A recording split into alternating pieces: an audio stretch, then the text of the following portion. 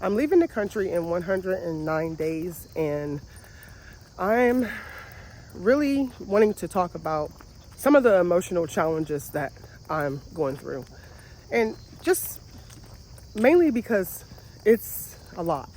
Now, I'm not officially leaving the country at that point. What we're doing is we're going to scout out some places to see how it is there and see if it's a good fit for us. So 109 days, we'll be on our way to those places. Well, that place. I'm not going to discuss where we're going. I'm just going to wait till we get there, and then I will update on that then. So obstacles that we faced are a little bit of everything. I mean, there's like visas, trying to figure out, how to stay in other countries, what to do with our house. We have a house that we will have to sell. Getting rid of stuff. It's a lot of stuff to get rid of. We've already started that process, so we kind of know that that's something that we're going to have to do. Well, not kind of know, but we know that's something we have to do. So we've already started that process. And then we have pets. So figuring that part out is really scary, because I've seen people going through it trying to get their pets to other countries. Now, I do have some kind of firsthand experience because my daughter, she just went to another country and she took her dog with her. And we thought the experience was going to be a lot harder and the process was going to be a lot harder, but it ended up working out pretty well. So my daughter, she's already went through that process, and I kind of saw how that was, but every country is different. So every process is different. So it just depends on where you're going. And then figuring out visas, figuring out what visa we qualify for. And the fact that I have 2 grown children that will also need visas.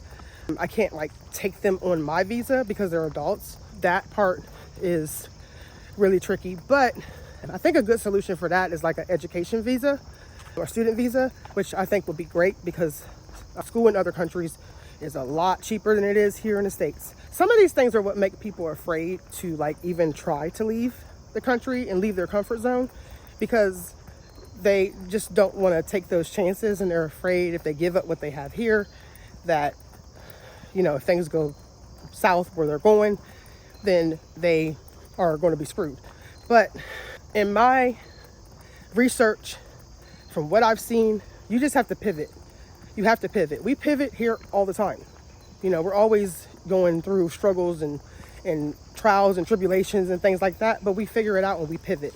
So if we can pivot here, we can pivot in another country. It's possible.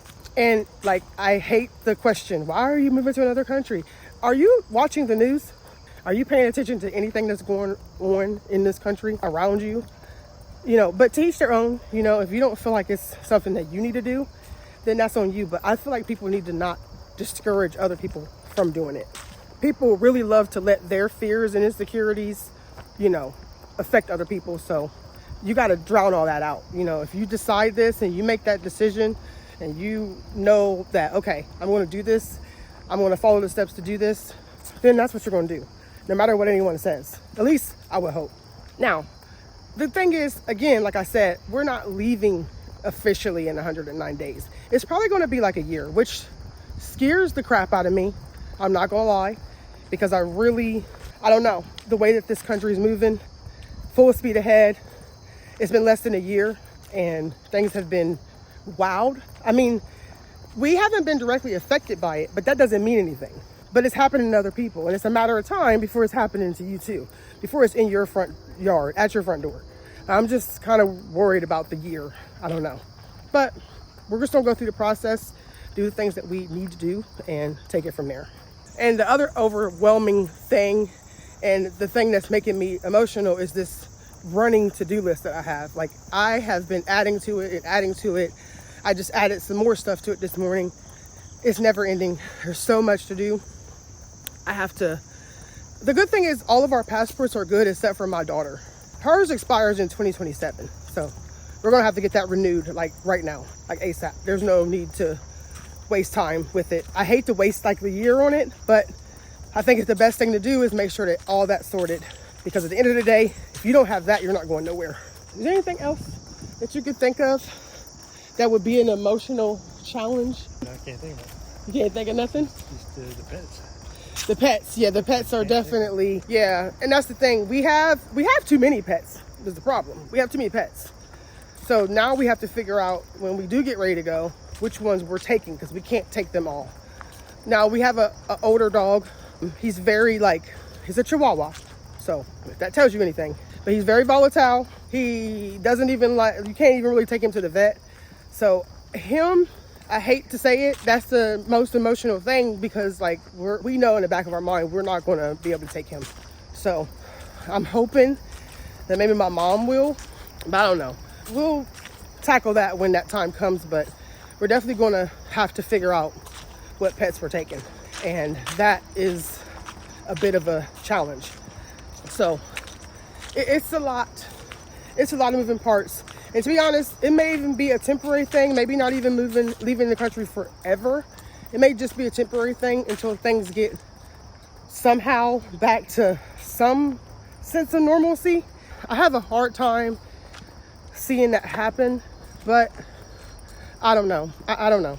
Our reasonings for wanting to leave the country have everything to do with that. But to be honest, like I said before, even if the outcome of the election would have been in our favor, I still was heavily considering it, because the whole shit show of the country as a whole is just not sitting right with me. It has not been for a long time.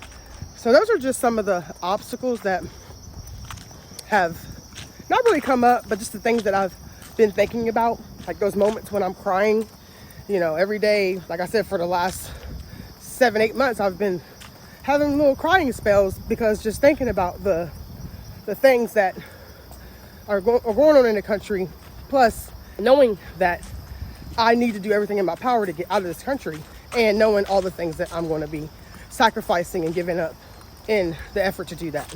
I always say this, that we just want to live our lives. Everybody, most of us just want to live our lives and have the things that we need in life, and that's it. And it's really sad that a group of people want to make that hard for everybody. And everybody, I'm talking about everybody. Yeah, I feel like as a Black woman, I'm definitely greatly more affected by some of the things that's going on in this country, but everybody is. If you're not rich, you're affected. And I think that's the thing that we fail to realize. It's a us against them thing. And until we all get a grip of that and realize that, we're going to always be in this divided situation. We are not in the United States. We are in the divided states of America. Another thing that we will be giving up, possibly, is fall. Fall is my favorite season. And I love walking through these trails and the natural parks that we have here in Ohio and watching the leaves fall. I love that. And, in some of the places that we are considering, they have no seasons. Everything's the same. There's no falling leaves. There's none of that. But I think I like to have the sun and the fun, to be honest. I don't think I have a problem being on the beach, living the beachy life. But yeah, just look, all this. But I tell you what, over the next year, I will try my best to embrace this, take advantage of it, and really immerse myself in it in my final moments here in this country. Anyway, signing off. Have a good day.